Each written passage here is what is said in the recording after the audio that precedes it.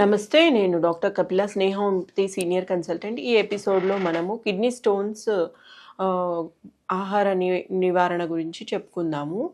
ముందుగా కిడ్నీలో స్టోన్స్ అనేది కాల్షియం ఫాస్ఫేట్స్, ఆక్సలేట్స్, సిలికేట్స్ లాంటివి ఫార్మ్ అవుతుంటాయి. ఎందుకు అనేది అది మన శరీర తత్వాన్ని బట్టి, మన ఎమోషనల్ సప్రెషన్స్ వల్ల, వాతావరణం అనుకూలంగా లేనందువల్ల, మనం రోజువారీ ఆహార నియమాల్లో కరెక్ట్ డైట్ ప్రాపర్‌గా ఉండకపోవడం వల్ల వస్తూ ఉంటాయి.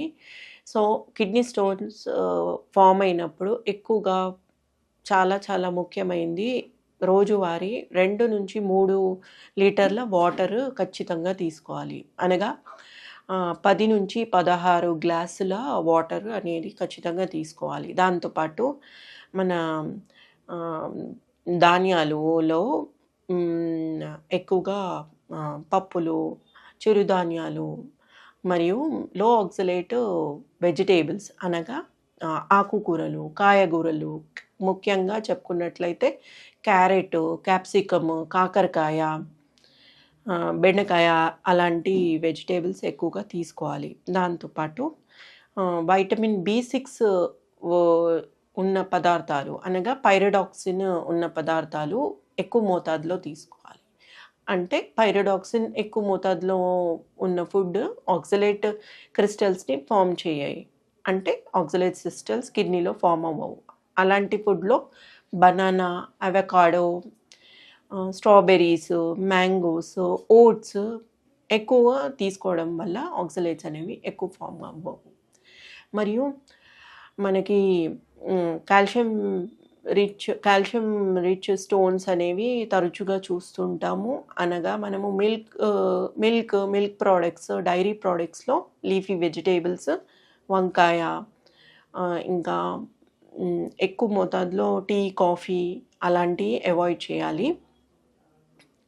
మరియు ఫ్రూట్స్లలో పపాయ, గావా, పైనాపిల్, పొమగ్రనేట్ ఎక్కువ తీసుకోవాలి. దాంతోపాటు మనము బార్లీ వాటర్ ఖచ్చితంగా తీసుకోవాలి. బార్లీ వాటర్లో కొలెస్ట్రాల్ తగ్గించే గ్లైసెమిక్ ఇండెక్స్ ఎక్కువ మోతాదులో ఉంటుంది. సో, మన కిడ్నీకి చాలా మంచిది. మరియు హార్ట్‌కి కూడా సైమల్టేనియస్‌గా మంచిది. వైటమిన్ సి, సెలీనియం ఎక్కువ మోతాదులో ఉంటుంది కాబట్టి టిష్యూ డ్యామేజ్ అనేది ఉండదు. సో, మనము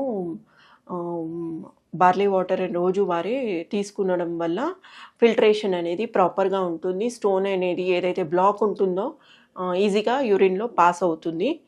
దాంతోపాటు మనకి ఫ్రూట్స్‌లలో సిట్రస్ ఫ్రూట్స్ ఎక్కువ తీసుకోవాలి. లెమన్, ఆరెంజ్, మొసంబి, బత్తాయి జ్యూసు, దాంట్లో మనకి లో ఆక్సలేట్ ఎక్కువ ఉంటుంది. సో, మనకి కిడ్నీ స్టోన్ అనేది ఫామ్ అవ్వదు. మరియు మిల్క్, డైరీ ప్రోడక్ట్స్లో కర్డ్, బటర్ మిల్క్ ఎక్కువ మోతాదులో తీసుకోవాలి.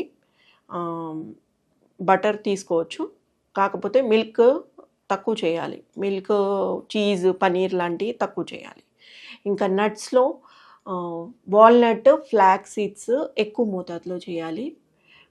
దాంతో స్టోన్ అనేది ఎక్కువ ఫామ్ అవ్వదు.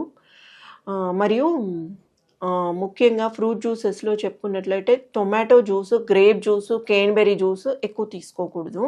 మిగతా అన్ని ఫ్రూట్ జ్యూసెస్ తీసుకోవచ్చు.